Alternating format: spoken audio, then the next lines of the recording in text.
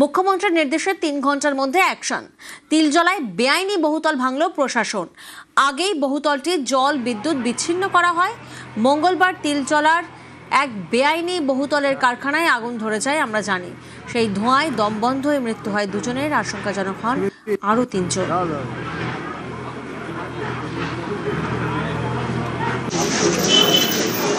ঠিক আছে, ঠিক আছে।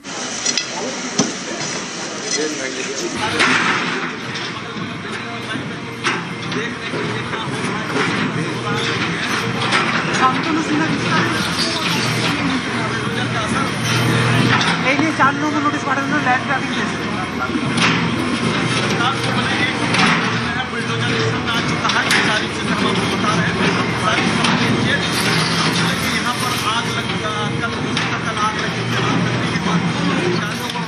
তিলজলা পিএসে যে অগ্নিসংযোগ এবং দুর্ঘটনা ঘটে, যাতে 2 জন মারা গেছিলেন, 3 জন আহত হয়েছিলেন। কালকেই আমরা 4টি দপ্তরের সমন্বয়ে একটি কমিটি করেছিলাম। কমিটি রিপোর্টে যা পাওয়া গেছে, এটা আমাদের রাজ্যে বা কলকাতার ক্ষেত্রে অশনি সংকেত।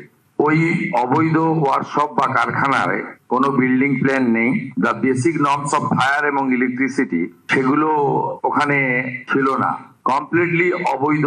এই ঘটনার পরিপ্রেক্ষিতে কতগুলো অ্যাকশন নিয়েছি। তিলজলা পিএস এর কেস নম্বর 226, তাতে ওই অবৈধ কারখানার মালিক শেখ নাসির এবং শামীম মোহাম্মদ, তাদেরকে গ্রেপ্তার করা হয়েছে। বিদ্যুৎ সরবরাহকারী সংস্থাকে পার্মানেন্ট ইলেকট্রিক ডিসকানেকশন করার অর্ডার দিয়েছি এবং সিএসসি কে বিদ্যুৎ সচিবের মাধ্যমে জানানো হয়েছে, যত এই ধরনের বিল্ডিং প্ল্যান স্যাংশন নেই, অবৈধ কারখানা আছে, বিশেষ করে কসবা, তিলজলা, মমিনপুর, ইকবালপুর সহ এই এলাকাতে, ইমিডিয়েটলি একটি ইন্টারনাল অডিট করে যাদের বিল্ডিং প্ল্যান স্যাংশন নেই তাদের ইলেকট্রিসিটি ডিসকানেক্ট করার জন্য পৌর নগর উন্নয়ন সচিবকে নির্দেশ দেওয়া হয়েছে একদিনের মধ্যে ওই অবৈধ স্ট্রাকচার ভেঙে ফেলার জন্য কেএমসির উদ্যোগে, কলকাতা পুলিশের সাহায্য নিয়ে। এবং একইভাবে কেএমসি কে বলা হয়েছে এই ধরনের অবৈধ বিপজ্জনক কারখানাগুলিতে জলের লাইন কেটে দেওয়ার জন্য। আমরা এতে 0 টলারেন্সের নীতি নিচ্ছি। যারা সতর্ক হতে চান সতর্ক হয়ে যান, যারা বেআইনি কাজকর্ম করছেন তাদেরকেও আমরা সংশোধিত হতে এবং এই ধরনের কাজ থেকে বিরত থাকার জন্য কড়া নির্দেশিকা এবং পরামর্শ দিচ্ছি। মঙ্গলবার ঘটনাস্থলে গিয়ে কড়া পদক্ষেপের হুঁশিয়ারি মন্ত্রী অগ্নিমিত্রা পালের। আগুনের মৃত্যুতে তদন্ত কমিটি গঠন। গতকাল মুখ্যমন্ত্রীর কাছে প্রাথমিক রিপোর্ট জমা পড়ে। পুরো বাড়িটাই বেআইনি বলে উল্লেখ রিপোর্টে। এরপরেই বাড়ি ভাঙার নির্দেশ দেন মুখ্যমন্ত্রী। শুভেন্দুর নির্দেশের ঘণ্টার মধ্যে বাড়ি ভাঙে প্রশাসন।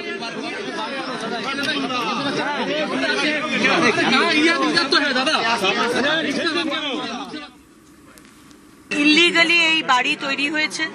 যে বাড়িতে ফ্যাক্টরি ছিল, ওয়ার্কশপ, তারই মালিকের এই বিল্ডিংও তার। আমরা নোটিশ দিয়েছি খালি করে দেওয়ার জন্য এবং পশ্চিমবঙ্গে যেখানে যেখানে এই ধরনের ইল্লিগাল বাড়ি তৈরি হয়েছে, হেলে আছুক, ডান দিকে হেলুক, বাঁ দিকে হেলুক, সোজা দাঁড়াক, এনওসি যদি না পাওয়া যায়, যে বিল্ডিং ইল্লিগাল, নোটিশ দেওয়া হবে, সময় দেওয়া হবে, আধিকারিকরা যাবেন। যদি কোনোভাবে রেকটিফিকেশন করা সম্ভব হয়, আমরা তাকে সেই সুযোগ দেব। তিলজলা অগ্নিকাণ্ডে আরও কড়া পদক্ষেপ। সাসপেন্ড প্রগতি ময়দান ফায়ার স্টেশনের ওসি। দমকলের ওসি গৌতম দাসকে সাসপেন্ড করা হয়েছে। গাফিলতির অভিযোগে সাসপেন্ড গৌতম দাস। বিভাগীয় তদন্তের নির্দেশ দিল দমকল। 1 মাসের মধ্যে তদন্ত শেষ করে পদক্ষেপ।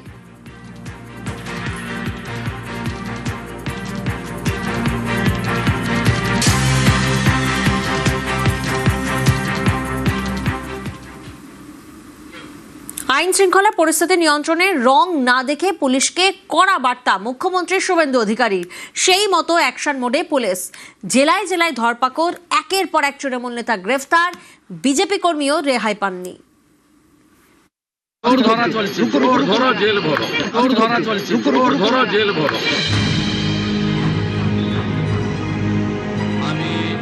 পালাবদলের পর রাজ্যে ক্ষমতায় বিজেপি সরকার। মুখ্যমন্ত্রী পদে শপথ নিয়েছেন শুভেন্দু অধিকারী। দায়িত্ব নিয়েই পুলিশ প্রশাসনকে হাত খুলে কাজের বার্তা দিয়েছেন। সেই মতো অ্যাকশন মোডে পুলিশ।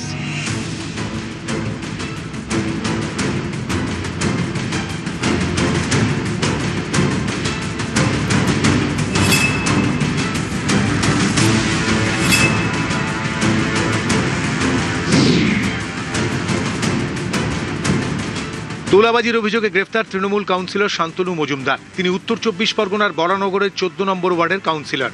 ব্যবসায়ী প্রমোটারদের থেকে তোলাবাজির অভিযোগ তৃণমূল কাউন্সিলর শান্তনুর বিরুদ্ধে। বনহুগলি থেকে অভিযুক্ত কাউন্সিলরকে গ্রেফতার করেছে পুলিশ।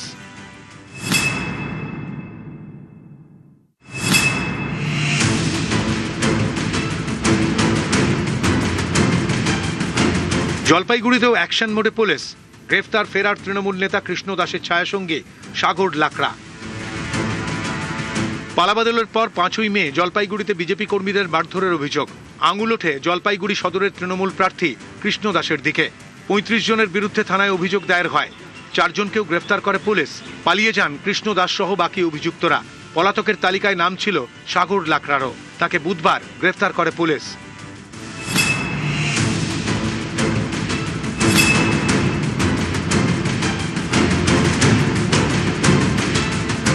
জলপাইগুড়িতে জালে তৃণমূল নেতা। বজরং দলের সদস্য পদ পাইয়ে দেওয়ার নামে টাকা তোলার অভিযোগ। ধৃত ময়নাগুড়ি পঞ্চায়েত সমিতির তৃণমূলের প্রাক্তন স্বাস্থ্য কর্মাধ্যক্ষ তপন মজুমদারকে গ্রেফতার করেছে ময়নাগুড়ি থানার পুলিশ।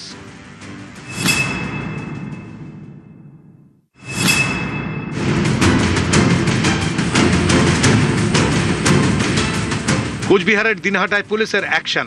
গ্রেফতার তৃণমূল পঞ্চায়েত সদস্য। আগ্নেয়াস্ত্র সহ নেলপুর ঘাট এলাকা থেকে তৃণমূল পঞ্চায়েত সদস্যকে গ্রেফতার করেছে পুলিশ। ধৃত তৃণমূল পঞ্চায়েত সদস্যের নাম রণজিৎ দাস। 7mm পিস্তলের পাশাপাশি তার থেকে 4 রাউন্ড কার্তুজও উদ্ধার হয়েছে।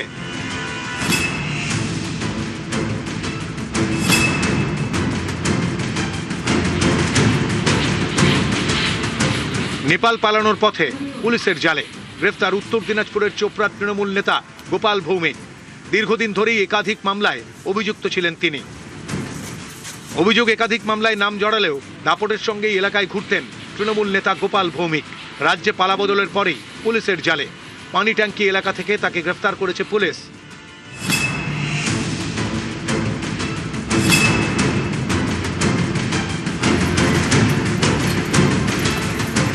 ধরপাকড় পূর্ব বর্ধমানের কাটোয়াতেও। তোলাবাজির হুমকি দেওয়ার অভিযোগ। জালে কাটোয়ার তৃণমূলের 2 নেতা সহ 3।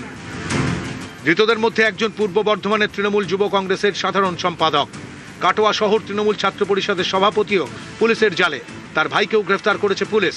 ধৃতদের বিরুদ্ধে জুলুমবাজি, জমি দখল সহ একাধিক অভিযোগ। লিখিত অভিযোগের ভিত্তিতে মঙ্গলবার রাতে তাদের গ্রেফতার করে পুলিশ।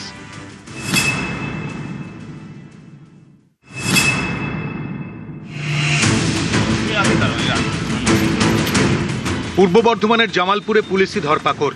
গ্রেফতার জামালপুরের প্রভাবশালী 2 তৃণমূল নেতা। ভোটের পরে এলাকায় অশান্তি ছড়ানোর অভিযোগে গ্রেফতার। জালে বেরুগ্রাম অঞ্চল তৃণমূল সভাপতি শেখ সাহাবুদ্দিন। জামালপুর ব্লক তৃণমূল নেতা তাবারক আলী মণ্ডলও গ্রেফতার। মঙ্গলবার রাতে 2 জনকে গ্রেফতার করেছে পুলিশ। বর্ধমানেও গ্রেফতার তৃণমূল নেতা। তোলা চাওয়া ও খুনের হুমকি দেওয়ার অভিযোগে জালে 1।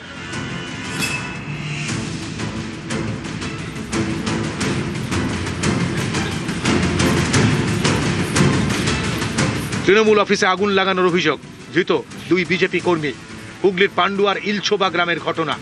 রবিবার রাতে আগুন লাগানোর অভিযোগ ওঠে। পান্ডুয়া থানায় অভিযোগ দায়ের করে তৃণমূল। তদন্তে নেমে 2 বিজেপি কর্মীকে গ্রেফতার করে পুলিশ। দেখুন, অন্যায় যে করবে সে শাস্তি পাবে। আমাদের মোদিজি বলেছে ভয় নেই, ভরসা। আমরা মানুষকে ভরসা দিতে এসেছি। অন্যায় করবে সে সেই শাস্তি পাবে। তাতে বিজেপি হোক, তৃণমূল হোক, যেই হোক, আইন আইনের পথেই চলবে। নিউজ 18 বাংলা।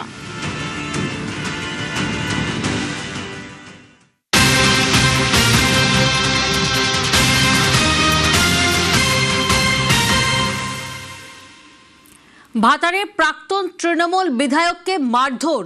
হাসপাতালে নিয়ে গেলেন বিজেপি বিধায়ক। পূর্ব বর্ধমানের ভাতারের এরুয়ার এই গ্রামের ঘটনা। আরো একবার আপনাদেরকে জানাবো যে ছবি এই মুহূর্তে আপনারা দেখছেন। ভাতারে প্রাক্তন তৃণমূল বিধায়ককে মারধর করা হয়েছে এমনটা অভিযোগ সামনে আসছে। আর হাসপাতালে কে নিয়ে গেলেন বিজেপি বিধায়ক। পূর্ব বর্ধমানের ভাতারের এরুয়ার গ্রামের এই ঘটনা। তৃণমূলের দাবি পাশের বাড়ির একজনকে মারধর করা হচ্ছে শুনে সেখানে যান প্রাক্তন তৃণমূল বিধায়ক মানগোবিন্দ অধিকারী। আর সেখানে প্রাক্তন বিধায়ককেও মারধর করা হয়।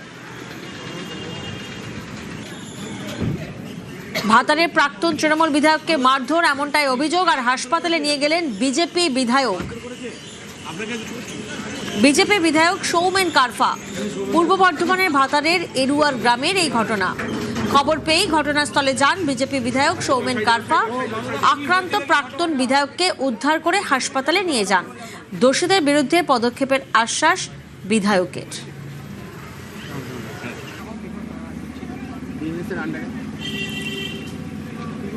শরদিন্দু প্রতিনিধি আমাদের সঙ্গে রয়েছেন। শরদিন্দু, ঠিক কি ঘটনা ঘটেছে? গতকাল পূর্ব বর্ধমানের ভাতারের এরুয়ারে প্রাক্তন তৃণমূলের বিধায়ক মানগোবিন্দ অধিকারীকে মারধর করা হয়। তিনি তার পাশের এলাকারই এক ব্যক্তিকে মারধর করা হচ্ছে শুনে সেখানে গেলে জনরোষ তার উপরে পড়ে এবং সেই খবর পেয়ে ভাতারের বর্তমান যে বিধায়ক বিজেপির সৌমেন কারফা তিনি সেখানে পৌঁছান এবং তাকে অর্থাৎ মানগোবিন্দ অধিকারীকে সেখান থেকে উদ্ধার করে একেবারে বর্ধমান মেডিকেল কলেজ হাসপাতালে নিয়ে এসে চিকিৎসা করা এবং সৌমেন কারফার অনবরত ঘটনা না হলেই ভালো হতো। অভিযোগ একটা উঠছে বিজেপির লোকজন নাকি মারধর করেছে ওনাকে। না, বিজেপির লোকজন মারধর করেছে বলে আমার জানা নেই। না জনরোষ, এবং আমি ঢুকে ওনাকে রক্তাক্ত অবস্থায় দেখতে পাই। উনি আসতে চাইছিলেন না, জোর করে নিয়ে আসে আর কি। পুলিশ ব্যবস্থা নিয়েছে এবং গ্রেপ্তার করেছে। তো আমাদের তরফ থেকে বলা হয়েছে পুলিশকে দল ও মত নির্বিশেষে যারা এই ঘটনায় যুক্ত তারা ব্যবস্থা নিন। নজর রাখি আজকের ওয়েদারের দিকে। দক্ষিণবঙ্গে বাড়বে গরম, কমবে ঝড় বৃষ্টি আর চড়বে পারদ। শুক্রবার থেকে মঙ্গলবার শুষ্ক আবহাওয়া থাকবে, এমনটাই আপডেট আমরা পাচ্ছি। 2 থেকে 4 ডিগ্রি সেলসিয়াস বাড়বে তাপমাত্রা। বাতাসে জলীয় বাষ্প থাকায় গরম একটা অস্বস্তিকর পরিবেশ সৃষ্টি হবে। বিশ্বজিৎ প্রতিনিধি আমাদের সঙ্গে রয়েছেন। বিশ্বজিতের থেকে জানবো, বিশ্বজিৎ, ওয়েদার ফোরকাস্ট কি? দেখো, দক্ষিণবঙ্গের যা ফোরকাস্ট রয়েছে আগামী কয়েকদিনে তাপমাত্রা বাড়বে এবং আগামী 4-5 দিনে অন্তত 2 থেকে 4 ডিগ্রি সেলসিয়াস তাপমাত্রা বাড়তে পারে। অর্থাৎ কলকাতার ক্ষেত্রে এই তাপমাত্রা 34 থেকে 37 ডিগ্রি সেলসিয়াসে পৌঁছতে পারে এবং জেলার ক্ষেত্রেও এই তাপমাত্রা 2 থেকে 4 ডিগ্রি সেলসিয়াস বাড়তে পারে। তবে আজও ঝড় বৃষ্টির একটা সম্ভাবনা রয়েছে বীরভূম, মুর্শিদাবাদ এই জেলাগুলিতে। বজ্রবিদ্যুৎ সহ বৃষ্টি এবং তার সঙ্গে 40 থেকে 50 কিলোমিটার গতিবেগে দমকা ঝোড়ো হাওয়া বইতে পারে কিছু এলাকায়। তবে কলকাতা সহ দক্ষিণবঙ্গের বেশিরভাগ জেলাতেই এই পরিস্থিতি, অর্থাৎ গরম বাড়বে, তার সঙ্গে অস্বস্তি বাড়বে যেহেতু জলীয় বাষ্প রয়েছে বাতাসে। তাই গরম এবং অস্বস্তি ফিল লাইক টেম্পারেচারটা অনেকটাই বেশি অনুভূত হবে। তবে বিক্ষিপ্তভাবে ঝড় বৃষ্টির সম্ভাবনা থাকছে সব জায়গাতেই। স্থানীয়ভাবে বজ্রগর্ভ মেঘ থেকে স্বল্প সময়ের বৃষ্টি, বজ্রবিদ্যুৎ সহ বৃষ্টি হতে পারে। তবে সেটার সম্ভাবনা খুব সামান্য। আজ বীরভূম, মুর্শিদাবাদে যেরকম রয়েছে, আগামীকাল থেকে এই সম্ভাবনাটা আরো কমবে এবং আগামী মঙ্গলবার পর্যন্ত ঝড় বৃষ্টির সম্ভাবনা কম থাকবে বলেই জানাচ্ছে আলিপুর আবহাওয়া দপ্তর। পাশাপাশি আমরা নজর রাখি উত্তরবঙ্গের দিকে। উত্তরবঙ্গে দুর্যোগের মেঘ, শনিবার পর্যন্ত বিক্ষিপ্ত ভারী বৃষ্টির সতর্কতা রয়েছে। আরো আপডেট নেব, পার্থ প্রতিনিধি আমাদের সঙ্গে রয়েছেন। পার্থ, একেবারে দেখো, দুর্যোগের মেঘ হচ্ছে না কিন্তু উত্তরবঙ্গের আকাশ থেকে, এবং গত কয়েকদিনের মতো গতকাল রাতেও কিন্তু শিলিগুড়ি সহ বেশ কিছু জেলাতে কিন্তু হালকা থেকে মাঝারি বৃষ্টি হয়েছে। আর সকাল থেকে আকাশ মেঘলা রয়েছে সমতলের জেলাগুলিতে। 2 দিনাজপুর, কোচবিহার, জলপাইগুড়ি, ডুয়ার্স এবং শিলিগুড়িতে আকাশ মেঘলা রয়েছে। বিক্ষিপ্তভাবে বৃষ্টির প্রভাব থাকে সমতলের জেলাগুলিতে। অন্যদিকে যদি পাহাড়ের দিকে তাকায় তাহলে কিন্তু দার্জিলিং এবং কালিম্পং সেখানে কিন্তু আকাশ মেঘলা রয়েছে এবং কালিম্পংয়ে কিন্তু ভারী বৃষ্টিপাতের কিন্তু সম্ভাবনা থাকে। এমনটাই জানাচ্ছে আবহাওয়া অফিস।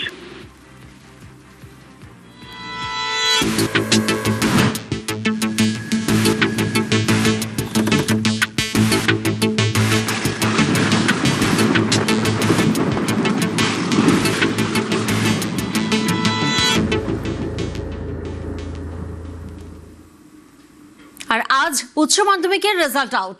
ঠিক সকাল 10:30টায় উচ্চ মাধ্যমিকের ফল প্রকাশ হতে চলেছে। সকাল 11টা থেকে ওয়েবসাইটে রেজাল্ট জানতে পারবেন পরীক্ষার্থীরা।